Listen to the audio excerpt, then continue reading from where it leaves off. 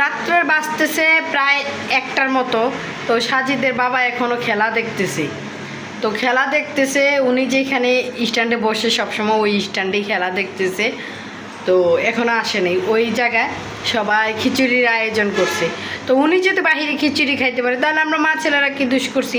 তাই ভাবলাম ঘরে বইসা আমরা মা ছেলেরা মুরগির কলিজা ছিল, তারপরে মুরগির 2টা রান ছিল, তো এগুলা দিয়ে খিচুড়ি রান্না করি। তাই এই যে খিচুড়ি রান্না করতে আসলাম। এই যে মুরগির কলিজা, আসলে কলিজাগুলা গইলা গেছে, জানি না খিচুড়িগুলা কেমন হইব। তো রাত্রে ভাবলাম যে আমি আর আমার সাজিদে কি খাবো, ভাত আছে, তরকারি আছে, ডিম বোনা আছে। তারপরে ভাবলাম উনি যেহেতু বাহিরে খিচুড়ি খাবো, তাহলে আমরা মা ছেলেরাও একটু খিচুড়ি রান্না করি। তাই অল্প করে কড়াইতে বসাই দিলাম খিচুড়ি। ভিডিওটা যদি আমার ভালো লাগে, সবার ভালো লাগে, তাহলে অবশ্যই কমেন্ট করতে ভুলবেন না।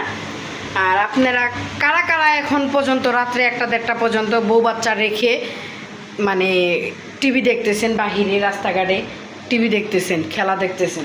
আসলে খেলা কার কাছে কেমন লাগে জানি না, তবে আমি বুঝিও না, আমার কাছে তেমন একটা ভালো লাগে না। ঠিক আছে, খেলা দেখতে আমার একটু ভালো লাগে না। ক্রিকেট খেলা না, ফুটবল খেলা না, কোনো খেলাই আমার কাছে ভালো লাগে না।